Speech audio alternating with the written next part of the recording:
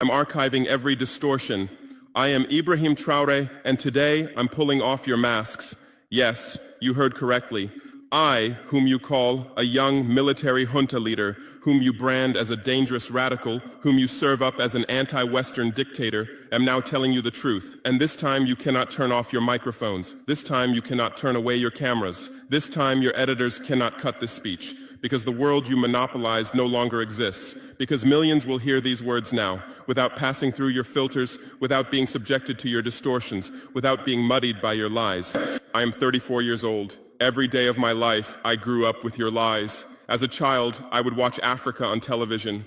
Always the same images. Children with flies, dry lands, weapons, death. This is Africa, they told us. This is what Africa is. And we believed it. We were ashamed of ourselves. We were ashamed of our own lands, of our own people. But then I grew up. I read, I researched, I questioned, and I understood that the Africa you showed us wasn't real. The story you told us was a lie. The fate you imposed on us was a script you had written. For years, how have you portrayed Africa? How have you shown it? How have you sold it to your viewers? As if we were creatures who had no share of humanity, as if we were savages left outside of civilization, as if we were wretches waiting for you to save us. Every day, every hour, every minute, the same story plays on your screens. Hunger, war, disease, corruption, terror, chaos. These are the words that come to mind when Africa is mentioned. In your Africa dictionary, there are no other words. No hope, no success, no development, no resistance, no honor, no pride, no victory. So I ask you, New York Times, Washington Post, Guardian, Le Monde, have you ever made Africa's successes your headlines? How many times have you written about Rwanda's technology miracle? How many times have you shown Ethiopia's reforestation project? How many times have you praised Botswana's democratic success? How many times have you described Kenya's entrepreneurial ecosystem? No, because these don't fit your scenario. Your Africa cannot be successful. It cannot, because then how will you legitimize your exploitation? If it's not in need of help, how will you intervene? If it's not backward, how will you look down on it? Have you ever asked yourselves, has any editor sitting at their desk, any news director in a meeting, any columnist at their keyboard ever thought, why are the people of the world's richest lands poor? Here are the numbers for you, real numbers. Africa owns 70% of the world's cobalt reserves. Your cell phone, your computer, your electric car won't work without cobalt. This cobalt comes from Congo, but Congolese can't afford cell phones. Africa owns 90% of the world's platinum reserves. Catalytic converters, electronic devices, medical implants, they all need platinum. This platinum comes from South Africa, but South Africans are crushed by unemployment. Africa provides 30% of the world's gold production. Mali, Burkina Faso, Ghana, Tanzania. Gold flows like rivers from our lands, but our people swim in poverty. Africa supplies 65% of the world's diamond production. Botswana, Angola, Congo, Sierra Leone, billions of dollars worth of diamonds are extracted, but our miners live on $1 a day. Africa owns 35% of the world's uranium reserves. Niger, Namibia, South Africa. Nuclear plants run on our uranium. Paris lights burn with our uranium, but our villages have no electricity. And you still ask, why is Africa poor? No, the right question is, how was Africa kept poor while being so rich? Here's your answer. Colonialism didn't end. It changed shape. You used to come and occupy our lands. Now you come and establish companies. You used to take by force. Now you make agreements. You used to rule with the whip. Now you rule with credit. Let me give you concrete examples. With numbers, names, dates, but you'll never write about these. Glencore, Swiss-based mining giant, extracting cobalt in Congo. 2022 revenue, $256 billion, a tax paid to Congo, $500 million, that's 0.2%. Is this justice? Rio Tinto, British-Australian mining giant, extracting bauxite in Guinea, 20 million tons annually. What's left for Guinea? Environmental pollution and cancer. Total, now Total Energies, French oil giant, extracting oil in Angola, Nigeria, Congo. 2022, profit, $36 billion investment in Africa, dirty pipelines, Anglo-American, founded in South Africa but now in London.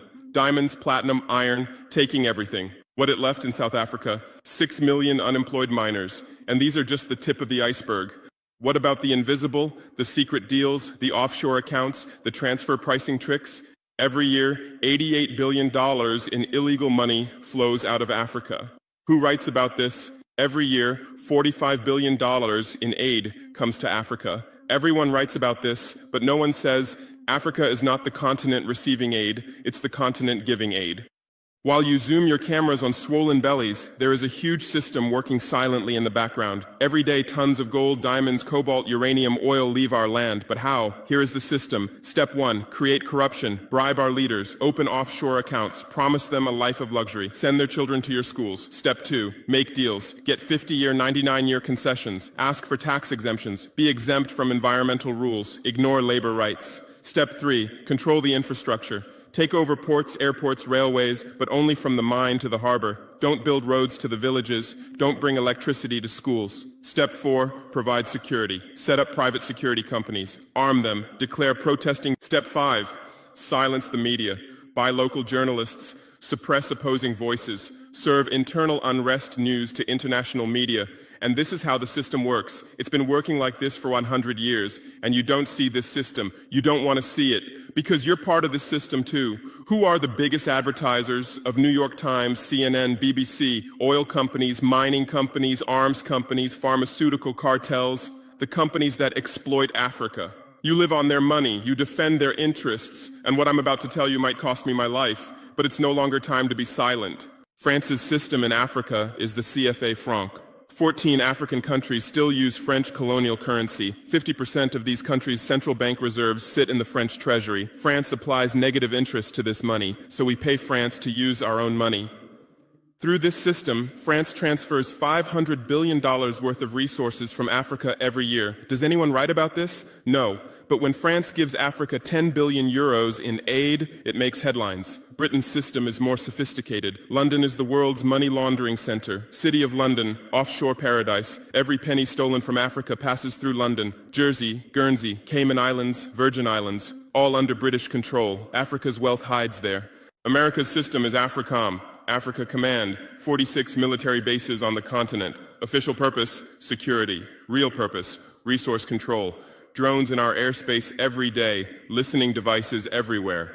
They say fighting terrorism, but it's not terrorists. It's people's leaders who are targeted. China is the new player, says win-win, builds infrastructure, gives credit, but in exchange for what? 99-year port concessions, mining rights, agricultural lands, debt trap diplomacy, ask Sri Lanka, ask Zambia, and you write about none of this. Why? Because you're not free press. You're corporate press. Your bosses are billionaires. Jeff Bezos bought Washington Post. Why? For love of journalism? Rupert Murdoch's media empire, Fox News, Wall Street Journal, The Sun, The Times, all from the same hand, all giving the same message. West is good, others are bad. Carlos Slim is the largest shareholder of New York Times, Mexican billionaire. Where's his wealth from? Monopolized telecommunications, got rich off Latin America's back, now controls America's most respected newspaper. And you claim to do independent journalism? Who are your editors? Which schools did they graduate from? Harvard, Yale, Oxford, Cambridge? Always the same elite schools, always the same worldview, always the same prejudices. How are your reporters selected? How many languages does your Africa correspondent speak? French, English, that's all. Swahili, Hausa, Yoruba.